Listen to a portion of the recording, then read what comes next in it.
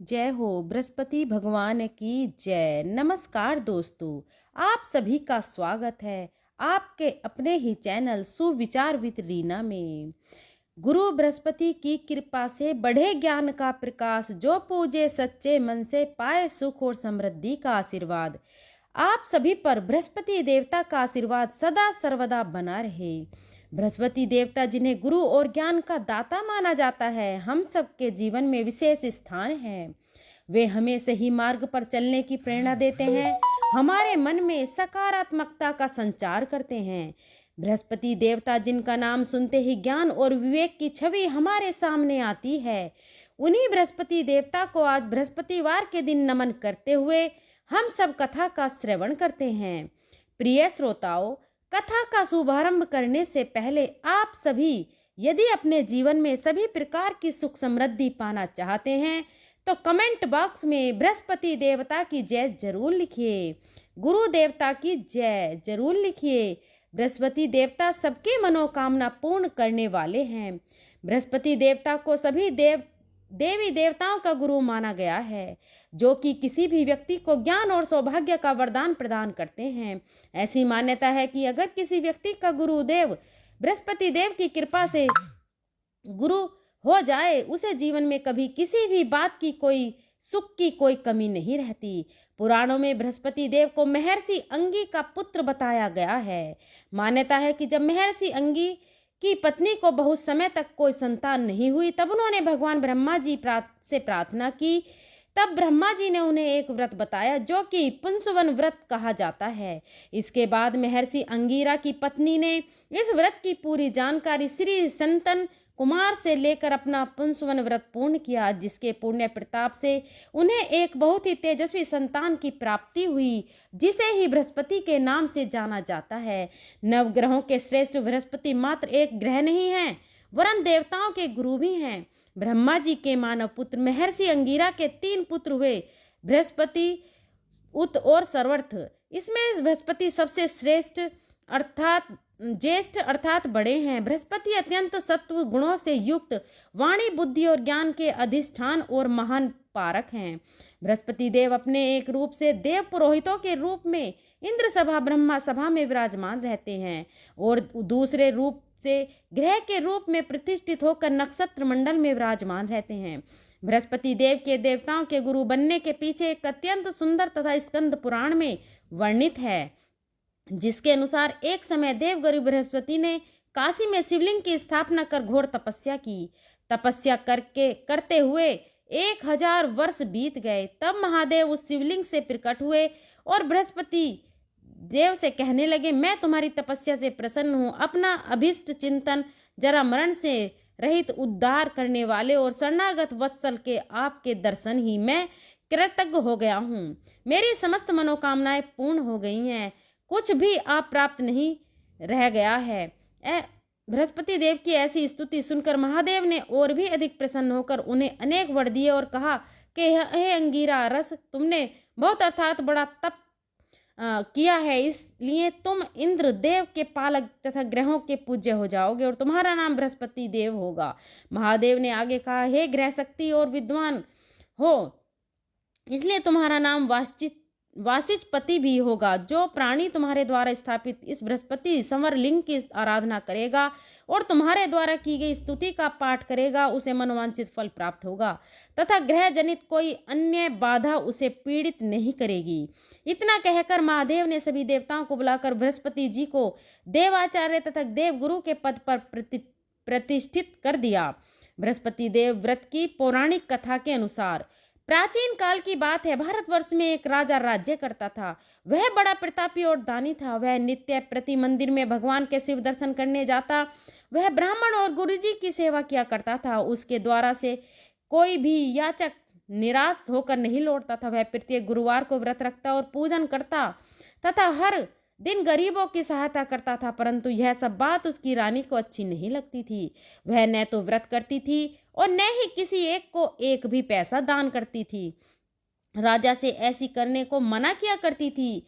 एक समय की बात है कि राजा शिकार खेलने वन में चले गए थे। घर पर रानी और दासी थीं। उसी समय बृहस्पति भगवान साधु का रूप धारण करके राजा के दरवाजे पर भिक्षा मांगने आए। साधु ने रानी से भिक्षा मांगी तो वह कहने लगी, हे साधु महाराज, मैं इस दान और पुण्य से तंग आ गई हूँ। इस कार्य के लिए तो मेरे पति ही बहुत हैं। अब आप ऐसी कृपा करें कि हमारा सारा धन नष्ट हो जाए और मैं आराम से रह सकूं। साधु रूपी बृहस्पति देव ने कहा, हे देवी, तुम बड़ी ही विचित्र हो। संतान और धन से कोई दुखी नहीं होता, इसको तो सभी चाहते हैं। पापी भी पुत्र और धन की इच्छा करता है। अगर तुम्हारे पास धन अधिक है तो भूखे मनुष्यों को भोजन कराओ, प्याऊ लगवाओ, ब्राह्मणों को दान दो, धर्मशालाएं बनवाओ, कुआं, तालाब, बावड़ी, बगीचे आदि का निर्माण कराओ तथा कुंवारी कन्याओं का विवाह कराओ और यज्ञ आदि करो। इस प्रकार के कर्मों से आपके कुल और आपका नाम परलोक में सार्थक होगा और स्वर्ग की प्राप्ति होगी। किंतु रानी साधु की इन बातों से खुश नहीं हुई। उसने कहा, हे साधु महाराज, मुझे ऐसे धन की बिल्कुल आवश्यकता नहीं जो अन्य लोगों को दान दे दूं या जिसका रखने और संभालने से ही मेरा समय नष्ट हो जाए। तब साधु ने कहा, हे देवी, अगर तुम्हारी ऐसी ही इच्छा है तो जैसा मैं कहूँ बताता हूँ वैसा ही तुम करना। बृहस्पतिवार के दिन घर को गोबर से लीपना, अपने केसों को पीली मिट्टी से धोना, राजा से कहना वह दाढ़ी कटवाए, भोजन में मांस, मदिरा, कपड़ा खाना, कपड़ा धोबी के यहाँ धुलने देना। इस प्रकार 7 बृहस्पतिवार करने से तुम्हारे सब धन नष्ट हो जाएगा। ऐसा कहकर साधु महाराज रूपी बृहस्पति देव अर्थात अंतर ध्यान हो गए। रानी ने साधु के अनुसार 7 बृहस्पतिवार तक ही करने का विचार किया। साधु के बताए अनुसार कार्य करते हुए केवल 3 बृहस्पतिवार ही हुए थे कि उसकी सारी संपत्ति नष्ट हो गई। भोजन के लिए दोनों समय परिवार तरसने लगा तथा सांसारिक सुखों से दुखी रहने लगा। तब वह राजा रानी से कहने लगा, हे रानी, तुम यहाँ पर रहो, मैं दूसरे देश जाता हूँ, क्योंकि यहाँ पर मुझे सभी मनुष्य जानते हैं, इसलिए मैं यहाँ कोई काम नहीं कर सकता। मैं परदेश जा रहा हूँ, वहाँ कोई काम धंधा करूंगा, शायद हमारा भाग्य बदल जाए। ऐसा कहकर राजा परदेश चला गया और वह जंगल से लकड़ी काट कर लाता और शहर में बेचता। इस समय इस तरह जीवन व्यतीत करने लगा। उधर राजा के बिना रानी और दासी दुखी रहने लगे कि किस दिन भोजन मिलता था और किसी दिन नहीं, जल पीकर ही रह जाती थी। एक बार रानी और दासियों को 7 दिन तक बिना भोजन के रहना पड़ा तो रानी ने अपनी दासी से कहा, हे दासी, यह पास ही के नगर में मेरी बहन रहती है, वह बड़ी धनवान है, तो उसके पास जाओ और वहां से 5 सिर बेजर मांग कर लिया, जिससे कुछ समय के लिए गुजारा हो जाएगा। दासी रानी की बहन के पास गई। रानी की बहन उस समय पूजा कर रही थी। दासी ने रानी की बहन से कहा, हे रानी, मुझे आपकी बहन ने भेजा है, मुझे 5 सेर बेजर दे दो। दासी ने यह बात अनेक बार कही, परंतु रानी की बहन ने कोई उत्तर नहीं दिया, क्योंकि उस समय वह बृहस्पति देव की कथा सुन रही थी। जब दासी को रानी की बहन से कोई उत्तर नहीं मिला तो वह बहुत दुखी हुई, उसे क्रोध भी आया। वह लौटकर रानी से बोली, हे रानी, आपकी अपनी बहन तो बहुत ही घमंडी है, वह तो छोटे लोगों से बात ही नहीं करती। मैंने उससे बहुत बार कहा, लेकिन उसने कोई उत्तर नहीं दिया। मैं वापस चली आई। रानी बोली कि दासी, इसमें कोई दोष नहीं, जब बुरे दिन आते हैं तब कोई सहारा नहीं देता, अच्छे बुरे का पता भी विपत्ति में ही लगता है। अब तो जो ईश्वर की इच्छा होगी वही होगा, यह सब बातें हमारे भाग्य का दोष हैं। उधर रानी की बहन ने सोचा कि मेरी बहन की दासी आई थी, परंतु मैं उससे नहीं बोली, इससे वह दुखी हुई होगी। अतः कथा सुनकर और विष्णु भगवान का पूजन समाप्त कर वह अपनी बहन के घर आई और कहने लगी, बहन, मैं बृहस्पतिवार का व्रत कर रही थी, तुम्हारी दासी हमारे घर गई थी, परंतु जब तक कथा पूरी नहीं होती तब तक कथा हम लोग नहीं उठते हैं और ना ही बोलते हैं, इसलिए मैं नहीं बोली। कहो दासी, क्यों गई थी? रानी बोली, बहन, हमारे घर अनाज नहीं था, वैसे तुमसे कोई बात छिपी नहीं है, इस कारण मैंने दासी को तुम्हारे पास 5 सेर बेजर के लिए भेजा था। रानी की बहन बोली, बहन देखो, बृहस्पति भगवान सबकी मनोकामनाएं पूर्ण करते हैं, शायद तुम्हारे घर में अनाज रखा है। यह सुनकर दासी घर के अंदर गई। वह उसे एक घड़ा बेजर का मिल गया। उसे बड़ी हैरानी हुई, क्योंकि उसने एक एक बर्तन देख लिया था। उसने बाहर आकर रानी को बताया। दासी अपनी रानी से कहने लगी, हे रानी, देखो, वैसे हमको जब अन्न नहीं मिलता तब हम रोज व्रत ही करते हैं। अगर इनसे व्रत की विधि और पूछ ली जाए तो हम क्या करेंगे। दासी के कहने पर रानी ने अपनी बहन से बृहस्पति व्रत के बारे में पूछा। उसकी बहन ने बताया, हे रानी, बृहस्पतिवार को सूर्योदय से पहले उठकर स्नान करके बृहस्पतिवार का व्रत करना चाहिए, लेकिन उस दिन सिर नहीं धोना चाहिए। बृहस्पतिवार के दिन चने की दाल और मुनक्का से विष्णु भगवान का केले के वृक्ष का जड़ से पूजन करें तथा दीपक जलावें। उस दिन एक ही समय भोजन करें। भोजन पीले खाद्य पदार्थ का करें और कथा अनुसार इस प्रकार करने से भगवान प्रसन्न होते हैं, अन्न पुत्र धन देते हैं, मन का पूर्ण करते हैं। व्रत और पूजन की विधि बताकर रानी की बहन अपने घर लौट गई। रानी और दासी दोनों ने निश्चय किया कि बृहस्पति देव भगवान का पूजन जरूर करेंगे। 7 दिन जब बृहस्पतिवार आया तो उन्होंने व्रत रखा। गुड़ साल से जाकर चना और गुड़ बीन लाई तथा उसकी दाल से केले की जड़ तथा विष्णु भगवान का पूजन किया। पीला भोजन कहाँ से आए। दोनों बड़ी दुखी हुई, परंतु उन्होंने व्रत किया था, इस कारण बृहस्पति देव प्रसन्न थे। एक साधारण व्यक्ति के रूप में वे 2 थाली पीला भोजन लेकर आए और दासी को देकर बोले, हे दासी, यह भोजन तुम्हारे और रानी के लिए है, तुम दोनों कर लेना। दासी भोजन पाकर बहुत प्रसन्न हुई और रानी से बोली, रानी जी, भोजन कर लो। रानी को भोजन आने के बारे में कुछ नहीं पता था, इसलिए वह दासी से बोली, जा तू ही भोजन कर, क्यों तू व्यर्थ में हमारी हंसी उड़ाती है।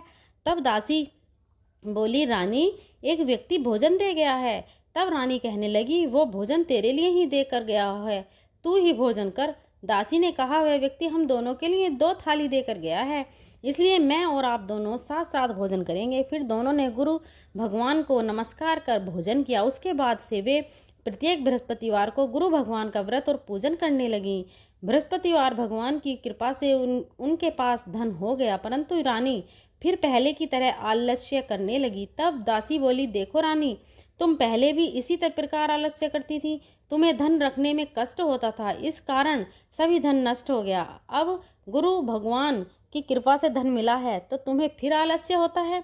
बड़ी मुसीबतों के बाद हमने यह धन पाया है, इसलिए हमें दान पुण्य करना चाहिए। तुम भूखे मनुष्य को भोजन कराओ, प्याऊ लगवाओ, ब्राह्मणों को दान दो, कुआं तालाब बावड़ी आदि का निर्माण कराओ, मंदिर पाठशाला बनवा कर दान दो, कुंवारी कन्याओं का विवाह करवाओ, धन को शुभ कार्यों में खर्च करो, जिससे तुम्हारे कुल का यश बढ़े और स्वर्ग प्राप्त हो और पितर भी प्रसन्न हो। दासी की बात सुनकर रानी ने इसी प्रकार के कर्म करने प्रारंभ कर दिए, जिससे उनका काफी यश फैलने लगा। एक दिन रानी और दासी आपस में विचार करने लगी कि न जाने राजा किस दशा में होंगे, उनकी कोई खोज खबर नहीं है। उन्होंने बृहस्पति देव से प्रार्थना की और तब भगवान ने रात्रि में राजा को स्वप्न में कहा, हे राजा, उठ, तेरी रानी तुझको याद करती है, अब अपने देश को वापस लौट जा। राजा प्रातःकाल उठकर जंगल से लकड़ियां काट करके लाने के लिए जंगल की ओर चल पड़ा। जंगल से गुजरते हुए वह सोचने लगा, रानी की गलती से उसे कितने दुख भोगने पड़े। राजपाट छोड़कर उसे जंगल में रहना पड़ा। जंगल में लकड़ियां काटकर उन्हें बेचकर गुजारा करना पड़ा। उसी समय उस जंगल में बृहस्पति देव एक साधु के रूप में धारण करके आए और राजा के पास आकर बोले, हे लकड़हारे, तुम इस सुनसान जंगल में किस चिंता में बैठे हो, मुझे बतलाओ। यह सुनकर राजा की आंखों में आंसू भर आए और साधु की ओर की न करने वह बोला, साधु को प्रणाम करके वह बोला, प्रभु, आप सब कुछ जानने वाले हैं। ऐसा कहकर राजा ने साधु को अपनी संपूर्ण कथा सुना दी। महात्मा दयालु होते हैं। वे राजा से बोले, हे राजा, तुम्हारी पत्नी ने बृहस्पति देव के प्रति अपराध किया था, जिसके कारण तुम्हारी यह दशा हुई। अब तुम किसी प्रकार की चिंता मत करो, भगवान तुम्हें पहले से ही अधिक धन देंगे। देखो, तुम्हारी पत्नी ने बृहस्पतिवार का व्रत करना प्रारंभ कर दिया है। अब तुम भी बृहस्पतिवार का व्रत करके चने की दाल और गुड़ जल के लोटे में डालकर केले का पूजन करो, फिर कथा कहो, सुनो, भगवान तुम्हारी सब मनोकामना पूर्ण करेगा। साधु को प्रसन्न देख साधु को प्रसन्न देखकर राजा बोला, हे प्रभु, मुझे लकड़ी बेचकर इतना पैसा नहीं मिलता जिससे भोजन करने के उपरांत कुछ बचा सकूं, और मैंने रात्रि में अपनी रानी को व्याकुल देखा है। मेरे पास कोई साधन नहीं है जिससे समाचार जान सकूं। फिर मैं बृहस्पति देव की क्या कहानी कहूं? मुझे तो कुछ भी नहीं मालूम है। साधु ने कहा, हे राजा, तुम किसी बात की चिंता मत करो। बृहस्पतिवार के दिन तुम रोजाना की तरह लकड़ियां लेकर शहर में जाओ। तुम्हें रोज से दुगना धन प्राप्त होगा, जिससे तुम भलीभांति भोजन कर लोगे और बृहस्पति देव की पूजा का सामान भी आ जाएगा। बृहस्पतिवार की कथा इस प्रकार है। प्राचीन काल में एक बहुत ही निर्धन ब्राह्मण तथा उसकी कोई संतान नहीं थी। वह नित्य पूजा पाठ करता, परंतु उसकी पत्नी बहुत मलिन के साथ रहती थी।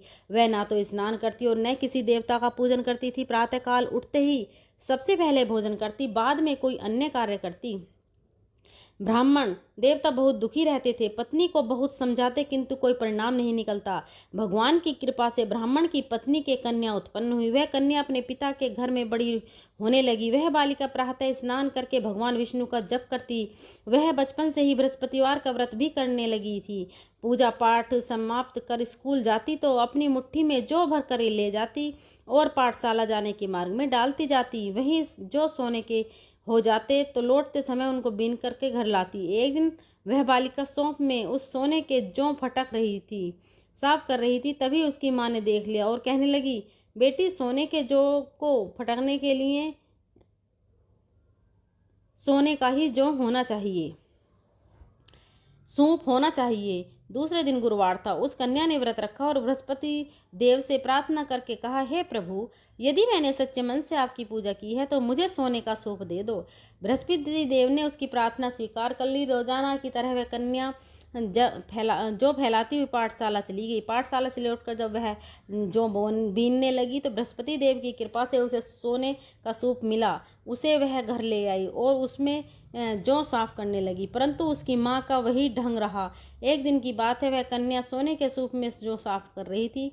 उस समय उस नगर का राजकुमार वहाँ से होकर निकला। इस कन्या के रूप में और सोने के सूप में जौ को साफ करते देखकर वह उस कन्या पर मोहित हो गया। राजमहल आकर वह भोजन तथा जल त्याग कर उदास होकर लेट गया। राजा को जब राजकुमार द्वारा अन्न जल त्यागने का समाचार मिला तो अपने मंत्रियों के साथ वह अपने पुत्र के पास आए और बोले, बेटा, तुम्हें किस बात का दुख है, कष्ट है? किसी ने अपमान किया है अथवा कोई और कारण है? मुझे बताओ, मैं वही करूंगा जिससे तुम्हारी प्रसन्नता हो। तब राजकुमार ने अपने पिता की बातें सुनी और बोला, मुझे आपकी कृपा से किसी बात का दुख नहीं है। किसी ने मेरा अपमान नहीं किया है, परंतु मैं उस लड़की के साथ विवाह करना चाहता हूँ जो सोने के सूप में जौ साफ कर रही थी। यह सुनकर राजा आश्चर्य में पड़ गया और बोला, हे बेटा, इस तरह की कन्या का पता तुम ही लगाओ, मैं उसके साथ तुम्हारा विवाह अवश्य कर दूंगा। राजकुमार ने राजा को उस लड़की के घर के पता बतलाया। मंत्री उस लड़की के घर गया और राजा का आदेश ब्राह्मण को सुनाया। कुछ दिन बाद ब्राह्मण की कन्या का विवाह राजकुमार के साथ संपन्न हो गया। कन्या के घर से जाते ही उस ब्राह्मण देवता के घर पहले की तरह गरीबी वास हो गया। अब भोजन के लिए भी अन्न बड़ी मुश्किल से मिलता था। एक दिन दुखी होकर ब्राह्मण अपनी पुत्री से मिलने गया। बेटी ने पिता की दुखी अवस्था को देखकर और अपनी माँ का समाचार पूछा। ब्राह्मण देवता ने सभी हाल कह सुनाया। तब कन्या ने बहुत सारा धन देकर अपने पिता को विदा कर दिया। इस तरह ब्राह्मण का कुछ समय सुखपूर्वक बीता, लेकिन कुछ दिन बाद फिर वही हो गया। ब्राह्मण फिर अपनी कन्या के यहाँ गया और सभी हाल कह सुनाया तो पुत्री कहने लगी, हे पिताजी, आप माता जी को यहाँ लिवा लाओ, मैं उन्हें वह विधि बताऊंगी जिससे गरीबी दूर हो जाए। अब ब्राह्मण देवता अपनी पत्नी को साथ लेकर अपनी पुत्री के पास राजमहल में पहुँचे तो अपनी पुत्री अपनी माँ को समझाने लगी, हे माँ, तुम प्रातः काल उठकर प्रथम स्नान आदि करके विष्णु भगवान का पूजन करो तो सब दरिद्रता दूर हो जाएगी। परंतु उसकी माँ ने उसकी एक बात नहीं मानी। वह प्रातः काल उठकर अपनी पुत्री का बच्चा जूठा खा लेती थी। एक दिन उसकी पुत्री को बहुत गुस्सा आया। उसने रात कोठरी से सारा सामान निकाल दिया और उसमें अपनी माँ को बंदी बंद कर दिया। प्रातः उसमें से निकाला और स्नान आदि करा के पूजा पाठ करवाया तो उसकी माँ की बुद्धि ठीक हो गई। इसके बाद वह नियम से पूजा पाठ करती और प्रत्येक बृहस्पतिवार को व्रत करने लगी। इस व्रत के पुण्य प्रभाव से उसकी माँ भी बहुत धनवान हो गई और बृहस्पति देवता के प्रभाव से स्वर्ग को गई। वह ब्राह्मण भी सुख पूर्वक इस लोक का सुख भोग कर स्वर्ग के प्राप्त हुए। इस तरह यह कहानी साधु महाराज वहां से लोप हो गए। धीरे धीरे समय बीतने लगा। फिर बृहस्पतिवार का दिन आया। राजा जंगल से लकड़ी काटकर किसी शहर से में बेचने गए। उस दिन और दिनों से अधिक धन मिला। राजा ने चना गुड़ आदि लाकर बृहस्पतिवार व्रत पूजन किया। उस दिन से उसके सभी क्लेश दूर हुए। परंतु जब अगला गुरुवार का दिन आया तो वह बृहस्पतिवार का व्रत करना भूल गया। इस कारण बृहस्पति देव भगवान नाराज हो गए। उस पर नगर के राजा ने विशाल यज्ञ का आयोजन किया था। अपने समस्त राज्य में घोषणा करवा दी कि कोई भी मनुष्य अपने घर में भोजन ना बनाए। समस्त जनता मेरे यहाँ भोजन करने आए। इस आज्ञा को जो न मानेगा उसको फांसी की सजा दी जाएगी। राजा की आज्ञा अनुसार राज्य के सभी निवासी राजा के भोज में सम्मिलित हुए। लेकिन लकड़हारा कुछ देर से पहुंचा, लेकिन राजा उसको अपने साथ महल में ले गए। जब राजा लकड़हारे को भोजन करा रहे थे तो रानी की दृष्टि उस खोटी पर पड़ी जिस पर उसका हार टंगा हुआ था। उसे हार खोटी पर लटका दिखाई नहीं दिया। रानी को निश्चय हो गया कि मेरा हार उस लकड़हारे ने चुरा लिया है। उसी समय सैनिक बुलवाकर उसको कैद खाने में डलवा दिया। जब लकड़हारा कारागार में पड़ गया तो वह बहुत दुखी होकर विचार करने लगा कि न जाने कौन से पूर्व जन्म के कर्म मुझे यह भुगतने पड़ रहे हैं। और उसी साधु का याद करने लगा जो जंगल में मिला था। तत्काल बृहस्पति देव साधु के रूप में प्रकट हो गए और उसकी दशा को देखकर कहने लगे, अरे मूर्ख, तूने बृहस्पति देवता की कथा नहीं की, इस कारण तुझे दुख प्राप्त हुआ है। अब चिंता मत कर। बृहस्पति देववार के दिन कारागार के दरवाजे पर 4 पैसे पड़े मिलेंगे। उनसे तू बृहस्पति देव की पूजा करना तो तेरे सभी कष्ट दूर हो जाएंगे। अगले बृहस्पतिवार उसे कारागार के द्वार पर 4 पैसे पड़े मिले तो राजा ने पूजा का सामान मंगवाकर कथा और कही और प्रसाद बांटा। उसी रात्रि को बृहस्पति देव ने उस नगर के राजा को स्वप्न में कहा, हे राजा, तूने जिस आदमी को कारागार में बंद कर दिया है वह निर्दोष है। वह राजा उसे छोड़ देना। रानी का हार उसी खूंटी पर लटका हुआ है। अगर तू ऐसा नहीं करेगा तो मैं तेरे राज्य को नष्ट कर दूंगा। राजा प्रातःकाल उठा और खूंटी पर हार टंगा देखकर लकड़हारे को बुलाकर क्षमा मांगी तथा राजा के योग्य सुंदर वस्त्र आभूषण भेंट कर उसे विदा कर दिया। गुरुदेव की आज्ञा अनुसार राजा अब अपने नगर को चल दिया। राजा जब नगर के निकट पहुंचा तो उसे बड़ा ही आश्चर्य हुआ। नगर में पहले से अधिक बाग, तालाब और कुएं तथा बहुत सी धर्मशालाएं, मंदिर बने हुए थे। राजा ने पूछा कि ये किसका बाग और धर्मशाला है। तब नगर के सब लोग कहने लगे, ये सब रानी और दासी द्वारा बनाए गए हैं। राजा को आश्चर्य हुआ और गुस्सा भी आया। जब रानी ने खबर सुनी कि राजा आ रहे हैं तो उसने अपनी दासी से कहा, हे दासी, देख राजा हमको कितनी बुरी हालत में छोड़ गए थे। वह हमारी ऐसी हालत देखकर लौट न जाएं, इसलिए तू दरवाजे पर खड़ी हो जा। रानी की आज्ञा सुनकर दासी दरवाजे पर खड़ी हो गई। जब राजा आए तो उन्हें अपने साथ महल में लिवा लाई। तब राजा ने क्रोध करके अपनी तलवार निकाली और पूछने लगा, बताओ यह धन तुम्हें कैसे प्राप्त हुआ। तब रानी ने बताया, हमें यह धन बृहस्पति देव के व्रत के प्रभाव से प्राप्त हुआ है। आज राजा ने तब निश्चय किया कि 7 रोज बाद तो सभी बृहस्पति देव का पूजन करते हैं, परंतु मैं रोजाना दिन में 3 बार कथा कहा करूंगा तथा रोज व्रत किया करूंगा। तब हर समय राजा के दुपट्टे में चने की दाल बंधी रहती तथा दिन में 3 बार वह कथा कहता। एक दिन राजा ने विचार किया कि चलो अपनी बहन के यहाँ हो आवें। इस तरह का निश्चय कर राजा घोड़े पर सवार होकर अपनी बहन के यहाँ चल पड़ा। रास्ते में उसने देखा कि कुछ आदमी एक मुर्दे को लिए जा रहे हैं। उन्हें रोककर राजा कहने लगा, अरे भाइयों, मेरी बृहस्पतिवार की कथा सुन लो। वे बोले, हमारा तो आदमी मर गया है और इसको अपनी कथा की पड़ी है। परंतु कुछ आदमी बोले, अच्छा कहो, हम तुम्हारी कथा भी सुनेंगे। राजा ने दाल निकाली और कथा कहनी शुरू कर दी। जब कथा आधी हुई तो वह मुर्दा हिलने लगा और जब कथा समाप्त हुई तो राम राम करके वह मनुष्य खड़ा हो गया। राजा आगे बढ़ा। उसे चलते चलते शाम हो गई। आगे मार्ग में उसे किसान खेत में हल चलाता मिला। राजा उससे बोला, अरे भैया, तुम मेरी बृहस्पतिवार की कथा सुन लो। किसान बोला, जब तक मैं तेरी कथा सुनूंगा तब तक के 4 हरैया जोत लूंगा, अपनी कथा किसी और को सुनाना। राजा आगे चलने लगा कि हटते ही बैल पछाड़ खाकर गिर गए और किसान के पेट में बहुत जोर से दर्द होने लगा। उसी समय किसान की माँ रोटी लेकर आई। उसने जब यह देखा तो अपने पुत्र से सब हाल पूछा। बेटे ने सभी हाल बता दिया। बुढ़िया दौड़ी दौड़ी उस घोड़े सवार के पास गई और उससे बोली, मैं तेरी कथा सुनूंगी, तू अपनी कथा मेरे खेत पर ही चलकर कहना। राजा ने लौटकर बुढ़िया के खेत पर जाकर कथा कही, जिसके सुनते ही बैल खड़े हो गए और किसान के पेट का दर्द भी बंद हो गया। अब राजा अपनी बहन के घर पहुंच गया। बहन ने भाई की खूब मेहमानदारी की। दूसरे दिन प्रातःकाल राजा जागा तो देखने लगा कि सब लोग भोजन कर रहे हैं। राजा ने अपनी बहन से पूछा कि ऐसा कोई मनुष्य है जिसे भोजन ना किया हो, जो मेरी बृहस्पतिवार की कथा सुन सके। बहन बोली, भैया, यह देश ऐसा ही है, पहले यहाँ के लोग भोजन करते हैं, बाद में अन्य काम करते हैं। अगर पड़ोस में कोई हो तो देख कर आती हूँ। ऐसा कहकर बहन देखने चली, परंतु उसे कोई भी ऐसा व्यक्ति नहीं मिला जिसने भोजन नहीं किया हो।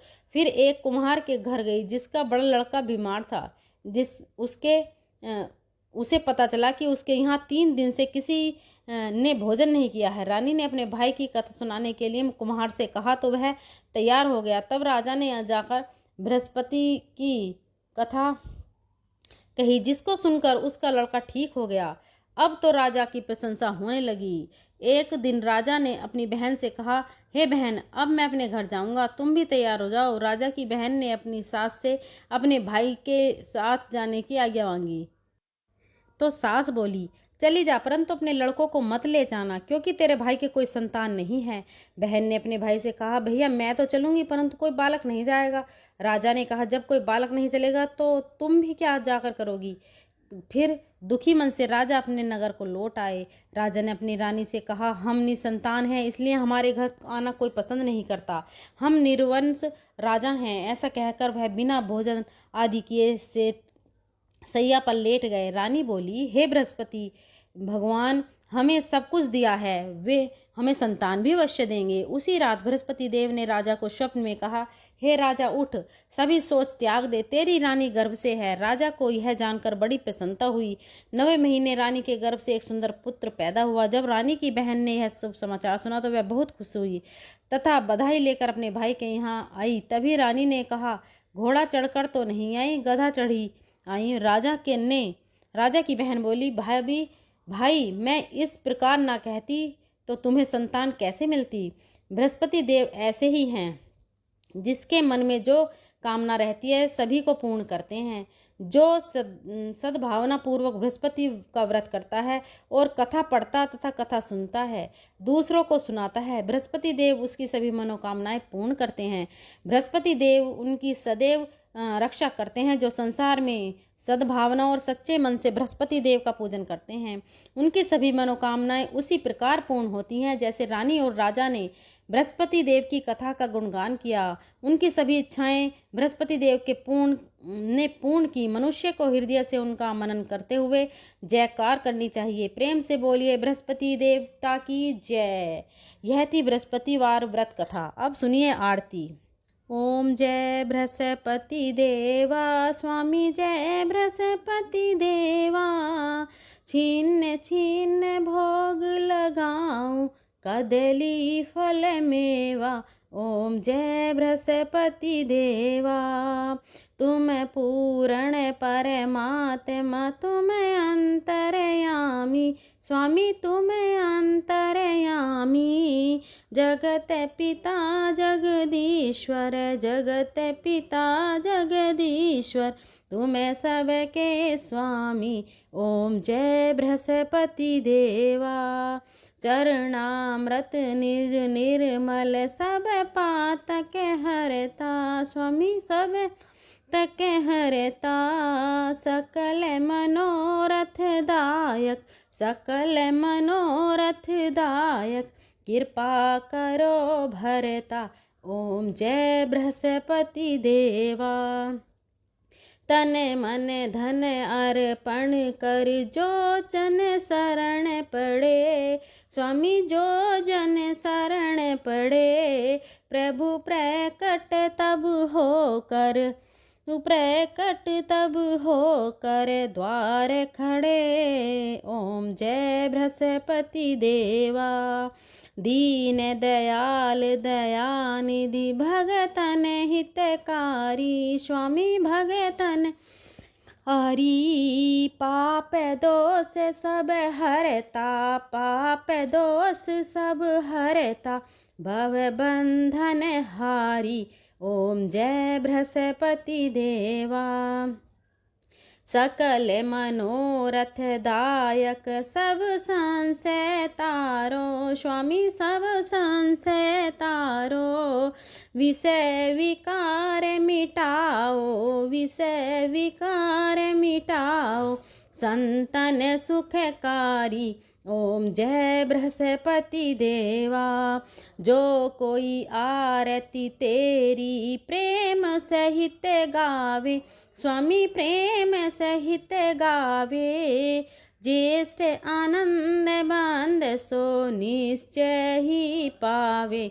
ओम जय बृहस्पति देवा, ओम जय बृहस्पति देवा, ओम जय बृहस्पति देवा। छिन्न छिन्न भोग लगाऊं, कदली फल मेवा। ओम जय बृहस्पति देवा। बोलो बृहस्पति भगवान की जय। दोस्तों, अगर वीडियो पसंद आई हो तो वीडियो को लाइक एंड शेयर करें और अपने ही चैनल सुविचार विद रीना को सब्सक्राइब करें। अगर बोलने में कोई त्रुटि हो तो क्षमा करें। मिलते हैं अगली वीडियो में। धन्यवाद।